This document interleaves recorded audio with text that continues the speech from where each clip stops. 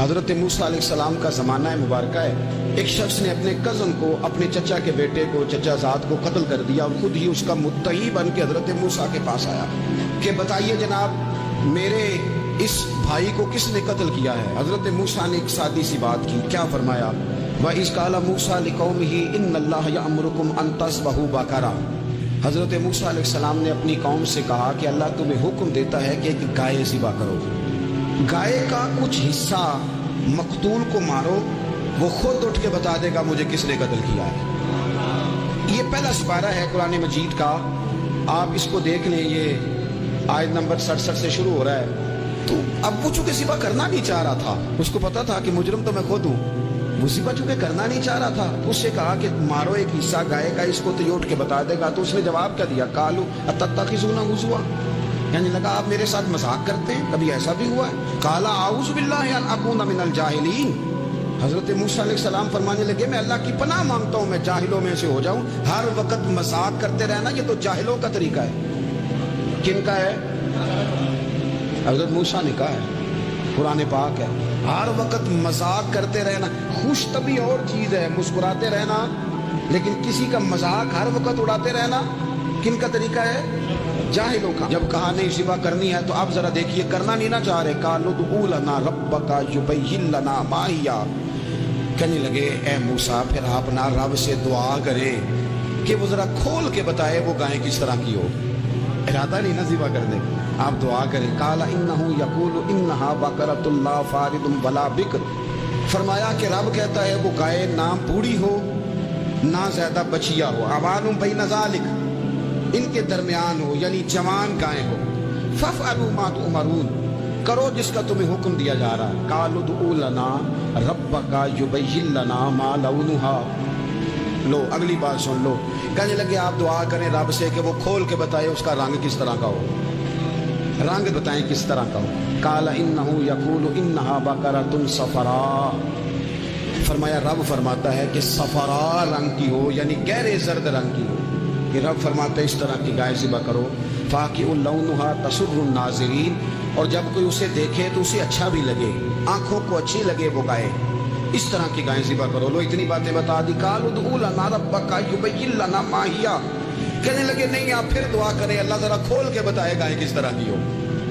ان البقرۃ تشابہ علینا، ہمیں ذرا گائے پر شبہ پڑ گیا ہے کس طرح کی ذبح کرنی چاہیے۔ وَإِنَّا انشاءاللہ لمہتدون، اگر اللہ نے چاہا تو ضرور ہم ہدایت پا جائیں گے۔ پھر اللہ تعالیٰ نے فرمایا کہ قال انہ یقول انہا بقرۃ لا ذلول تثیر الارض، گائیں اس طرح کی ہو کہ وہ کبھی کھیتی میں نہ چلائی گئی ہو، یعنی اس کو کبھی کام نہ اس سے لیا گیا ہو۔ بیل کو لوگ لگاتے تھے نا، جو کام آج ٹریکٹر سے لیا جاتا ہے وہ گائے بیل سے لیا جاتا تھا، تو وہ کھیتی باڑی کے کام نہ اس کو لگایا گیا ہو۔ ولا تسقی الحرث، اور نہ اس سے پانی نکالا گیا ہو، نہ کھیت چلانے ہل چلانے میں لگائی گئی ہو، اور وہ جو کنواں ہوتا تھا جس کے گرد گائیں گھومتی تھی، تو کہا وہ بھی کام اس نے نہ کیا ہو گائے نے۔ مسلمۃ لا شیۃ فیہا، وہ ہر عیب سے پاک ہونی چاہیے۔ قالوا الآن جئت بالحق، اب کہنے لگے اب آپ صحیح بات لے کے آئیں، اب سوال ختم ہو گئے نا، کہنے لگے اب آپ بات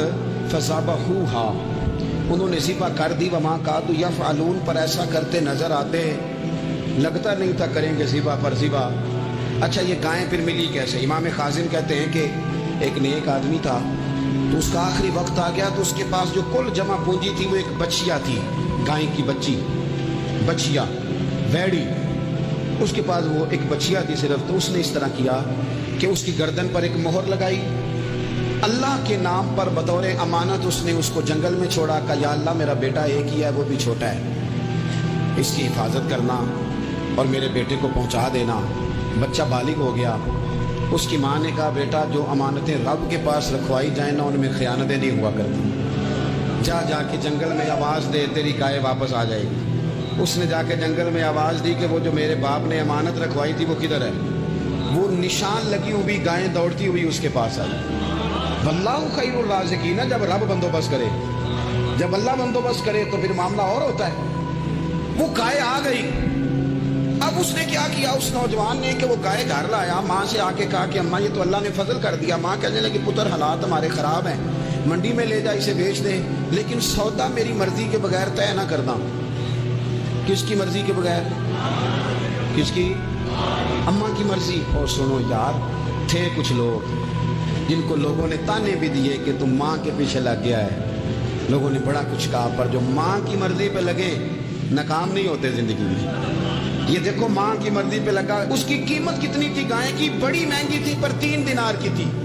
منڈی میں لے گیا، 3 دینار اس کی قیمت لگ گئی۔ تو ماں نے کہا تھا میری مرضی کے بغیر سودا نہ کرنا۔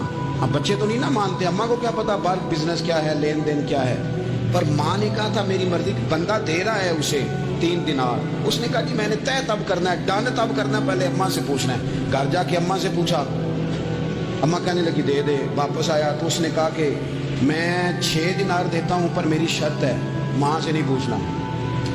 اس نے کہا تو 12 بھی دے، ڈن تب بھی ہونا ہے جب اماں نے کہنا ہے۔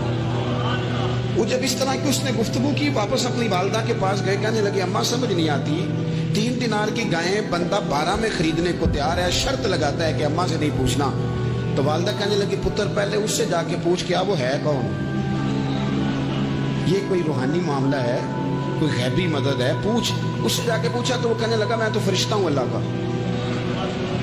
تو نے گائیں بیچنی نہیں، اس لیے کہ تیرا باپ بھی نیک ہے، تیری ماں بھی نیک ہے، رب تیرے رزق میں برکت پیدا فرمانا چاہتا ہے۔ ماں باپ نیک ہونا، رزق میں برکت ہو جاتی ہے۔ ماں باپ نیک ہو، ان کی صالحیت کا اثر پہنچتا ہے بچوں تک۔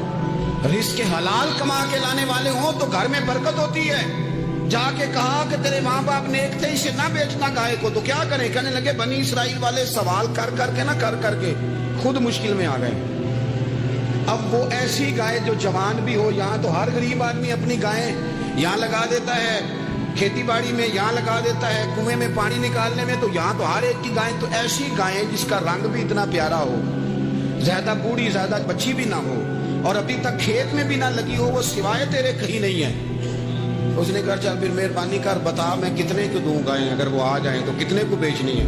اسے کہنا کوئی نہیں، ریٹ تو زیادہ کرنا ہی نہیں، ان سے کہنا گائے کے اندر سے گوشت نکال دیں اور جتنا گوشت ہے اتنے پیسے بھر دیں، اس کی کھلڑی بھر دیں۔ اب وہ بنی اسرائیل والے ڈھونڈتے پہنچ گئے، کہا جناب گائیں 3 دینار کیا 6 لے لو۔ اس نے کہا نہ بھائی، ذبح کروں گا، گوشت نکالوں گا، جتنا وزن گوشت کا اتنے پیسے بھرو گے کھال میں تو پھر گائے تمہیں ملے گی۔ اب مجبور تھے، کیا کرتے؟ ابن کثیر حدیث لائے ہیں، امام سیوطی نے در منصور میں بھی لکھی ہے، نبی پاک صلی اللہ علیہ وسلم نے فرمایا سنو جوانوں، اور اسے دل کی تختی پہ لکھو، نبی پاک علیہ السلام نے فرمایا اگر بنی اسرائیل والے زیادہ سوال نہ کرتے تو اتنی مشکل کا شکار نہ ہوتے۔ انہوں نے سوال اتنے کیے کہ چارہ نہیں ہے اب ان کے لیے، چارہ نہیں ہے اب ان کے لیے کہ یہ ادھر ادھر جا سکے، مجبوری بن گئی، یہی گائے خریدنی ہے، یہی لے جانی ہے۔ اب اتنا سارا مال جمع کر کے وہ گائے خریدی، ذبح کی، تو مقتول کو جب اس کا ایک حصہ مارا تو اس نے اٹھ کے کہہ دیا یہ جو مدعی بنا ہوا ہے نا، یہی تو میرا قاتل ہے، یہی تو میرا قاتل ہے، یہی تو ہے، اس نے یہ سارا کام کیا۔